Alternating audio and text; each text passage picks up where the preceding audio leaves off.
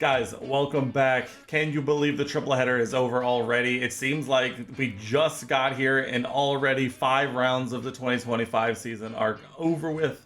And we are here to talk about the Jeddah Saudi Arabian Grand Prix that happened today.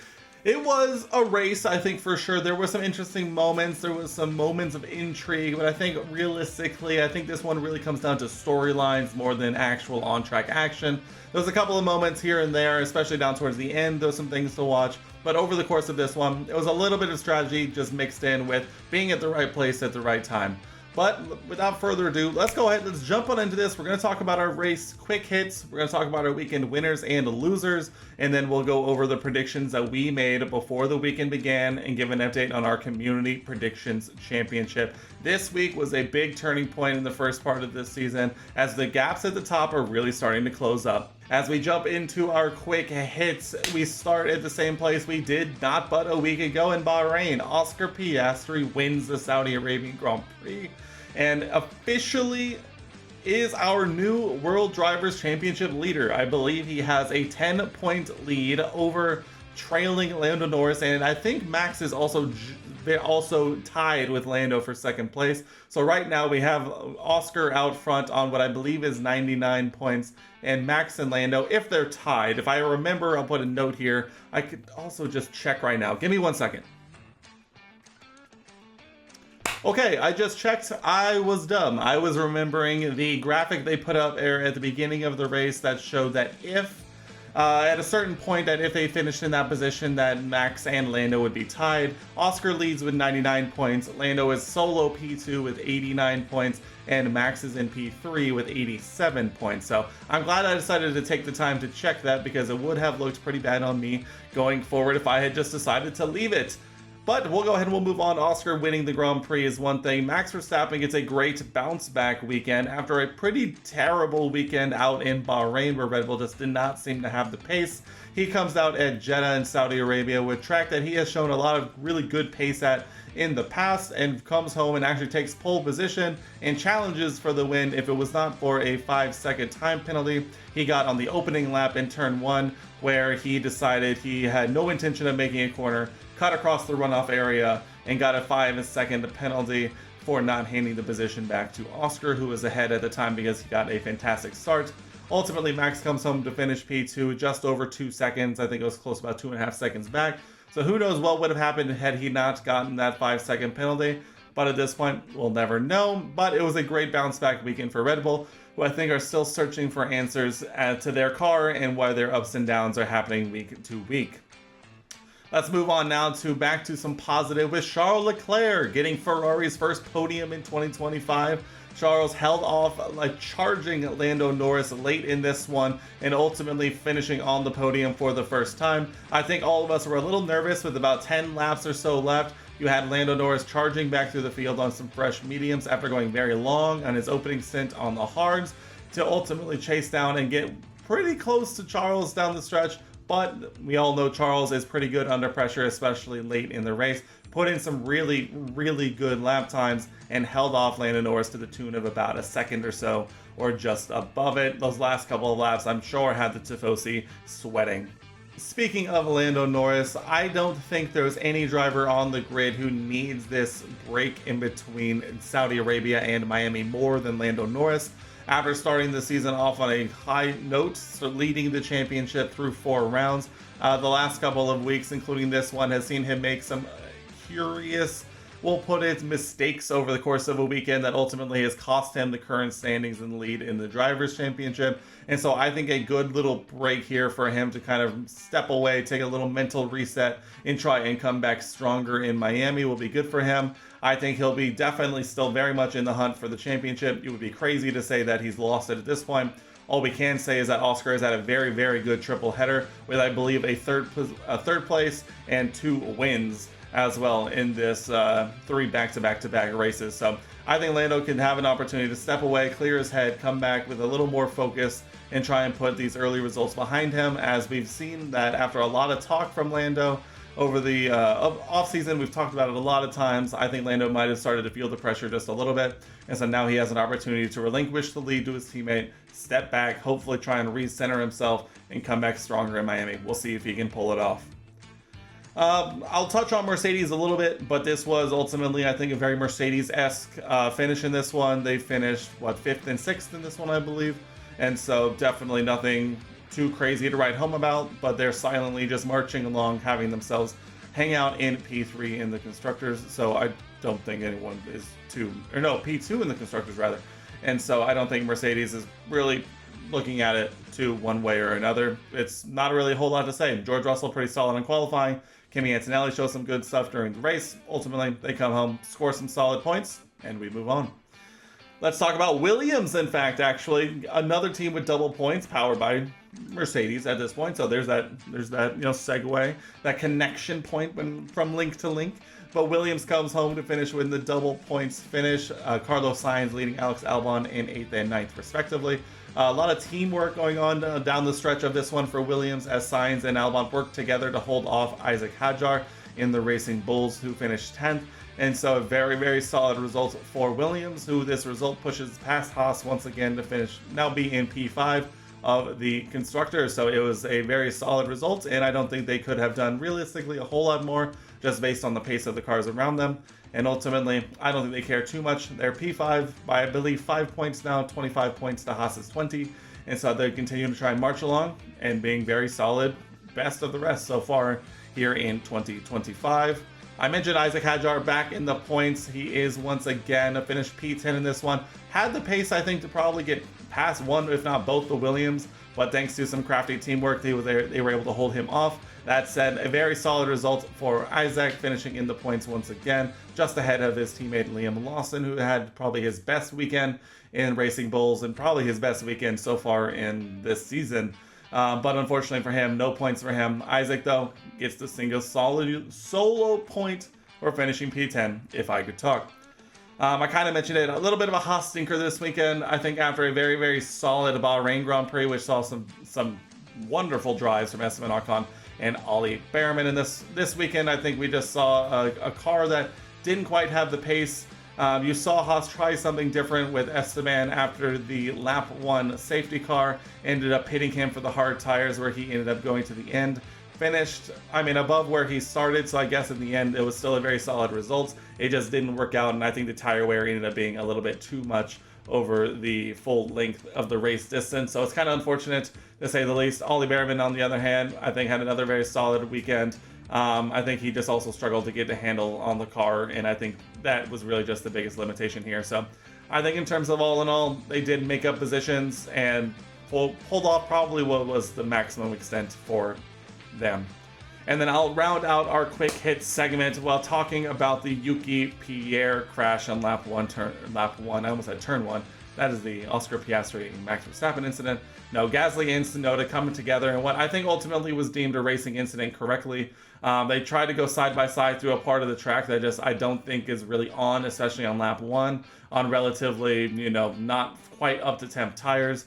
Yuki Tsunoda ends up understeering into Gasly, who tries to go around the outside of that weird little kink right back sweeping left to right hander. And so ultimately they just come together. Gasly gets a bit of the worst end of the deal, smashing into the wall. Yuki ends up making it back to the pits, but I believe the damage was done and he ended up retiring from the race as well. So ultimately, I don't know anyone was particularly at fault. I don't think you can really blame one or the other for trying to make a move stick. It's just one of those that afterwards you look at it and you go, maybe one of us should have just backed out or do what other drivers we saw do, which was just kind of bail out over the runoff and sort it out later and continue on. So it's unfortunate, to say the least. We'll touch on this here in a moment, but it was an unfortunate moment. And realistically, yeah, the only safety car of the day, which provided a little bit of a moment of intrigue, but it might have just come a little too early for anything to come of it. Before we jump into our weekend winners and losers, if you haven't already, subscribe down below and join our little racing community here. We do both F1 talks like these videos, pre and post race weekend, but we also do some sim racing on this channel as well. We love all things racing, and we enjoy doing it from time to time, and we would love to have you join our small little community that we're growing here. And as always, if you made it this far into the video already, leave a thumbs up if you enjoyed our quick hit section. It really helps me out with the algorithm. And leave a comment down below what your biggest takeaway is from the Saudi Arabian Grand Prix. But without further ado, let's jump on into our weekend winners and losers. All right, let's talk weekend winners and losers. We'll begin with our weekend winner, and I am going once again Oscar Piastri as my weekend winner. According to Crofty, if I heard him right, this is the first time that an Australian has led the World Drivers' Championship since 2010. And so I think Oscar should be very proud of that fact, and the fact that he has just kind of silently marched to the front of the field while everyone talks about Lando versus Max and all of the things associated with that. Oscar has just kind of silently marched along to his own beat, as we've seen him do, you know, very monotonedly and all, just to now take a 10-point lead in the Drivers' Championship after this second, you know, stint of race weekends. They now have a little bit of a break before Miami rolls around. I'm fascinated to see if he's going to be able to keep up this performance, because he has been absolutely on fire these last couple of weeks, notching back-to-back wins on the cards. And so will he be able to continue stacking up the points and putting in a good bid for the championship? If I could talk. It's been a long day and a long race, but nonetheless, Oscar Piastri, fantastic weekend. Way to cap off this triple header. You are my weekend winner. All right, quickly moving on to our weekend losers, and I think there are a couple of options here. There's Lando, there's Pierre, there's Yuki, there's, you know, Alpine as a whole. I mulled around a lot of different options, but I think I'm going to go with the combination of Pierre and Yuki. I think this might be the first time I've done a combination pick for weekend loser that wasn't just a full team, and so it's going to get interesting. But I kind of half mentioned it in the quick hit section, but Pierre and Yuki, I think, was just a bad luck of the combination that decided to come together at the beginning of this race, because both of these drivers were coming off very, very good results in Bahrain.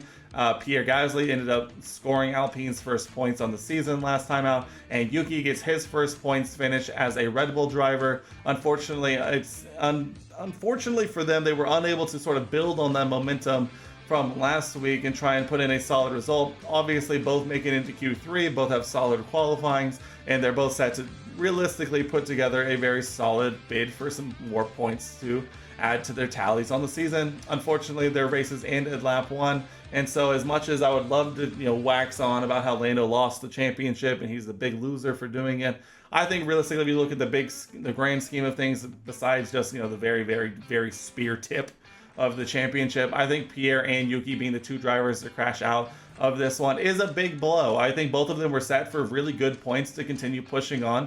Pierre trying to, you know, really push Alpine up the order after scoring their first points, and Yuki really trying to cement himself and recover from his crash earlier in the weekend and really try and solidify his position in Red Bull. Unfortunately for both of them, it was not to be, and they leave the Saudi Arabian Grand Prix with a D and F.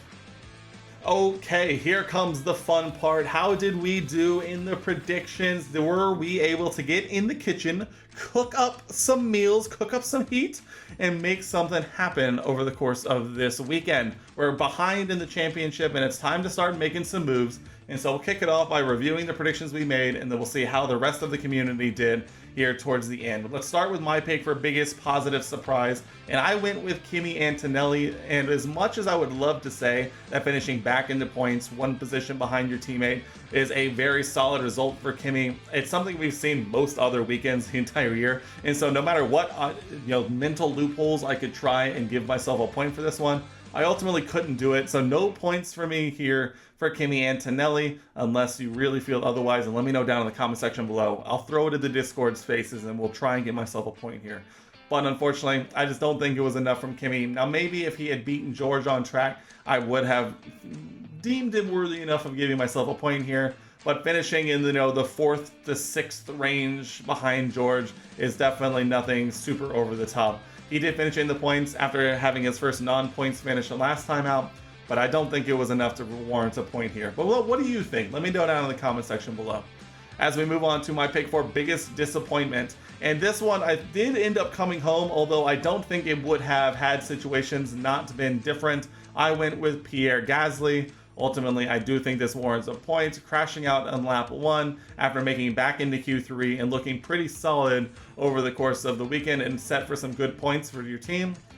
Ultimately, to crash out and finish effectively last in this one, although I definitely did not have enough laps to qualify. Definitely giving myself a point here. It is 100% a big disappointment for Pierre to not, be able to challenge here this weekend in Saudi Arabia for, those points that definitely looked on the cards. As we move on to qualifying top 3, I went with a Lando Norris pole position, an Oscar Piastri P2, and a Charles Leclerc P3. And I'm realizing now I made an error in my notes, and I'm going to correct it here in real time because Lando Norris did not qualify in the top 3 like I so wanted to give myself a point here.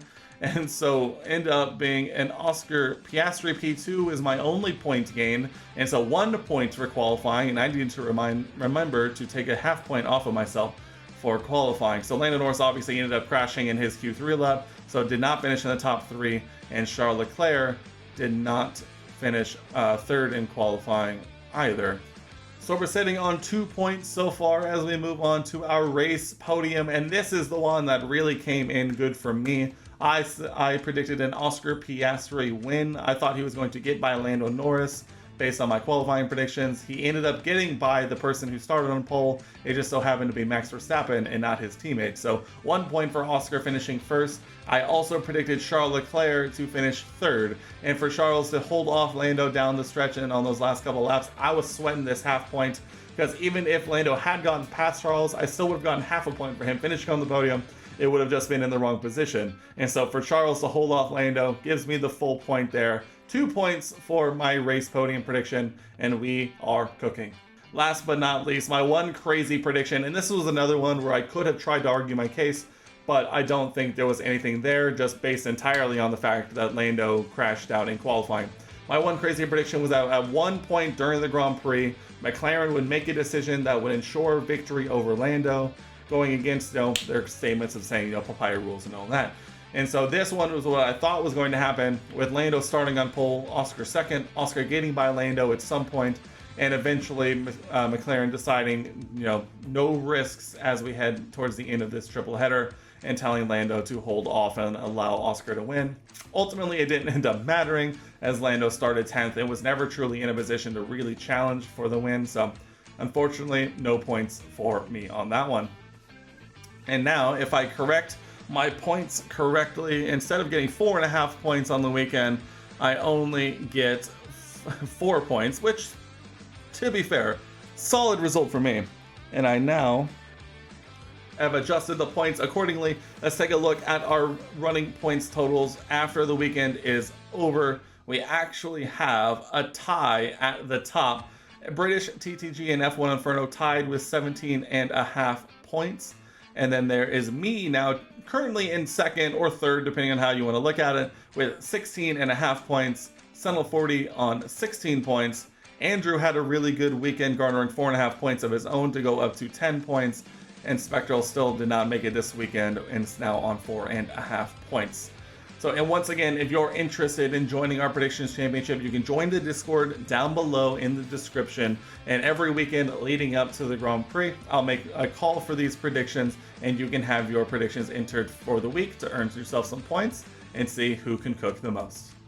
So guys, as we wrap it up here, that leaves only one question. What's next in F1? We wrapped up a triple header this weekend, and we now get a nice week off before F1 heads to Miami, the first trip to the United States for the year to race. I believe is still a sprint weekend, which actually I'm excited for. The sprint weekend last year actually went really well, so I'm excited to see what can happen this year. Last year's podium was a Norris win, Verstappen and Leclerc rounding out the podium. It was Lando's first win in F1. It'll be the coming up on a year since it happened. He's notched a couple more under his belt since then, but it'll be interesting to see what he can do on his return to the location that got him his maiden win.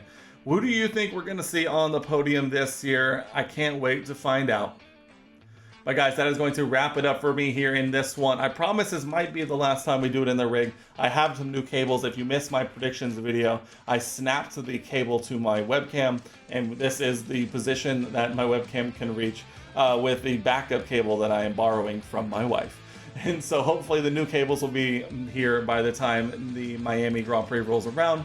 Otherwise, you can stay tuned for some F1 sim racing videos coming to the channel over the course of this break. I, for one, need a break, obviously, because it has been a long day, and I can speak properly, I promise. You'll see that next time out when we make our predictions for Miami in a couple of weeks. Until then, I hope you subscribe. We'd love to have you join our little community. Once again, leave a comment below what rating you would give the Saudi Arabian Grand Prix. And if you made it this far into the video, leave a like on the video, as it really helps me out. But guys, that is going to wrap it up for me here in this one. I hope you enjoy the quick week off that we get from F1 before we come back strong once again in the United States. I can't wait for it. I appreciate if you made this far into the video, and I'll see you guys in the next one.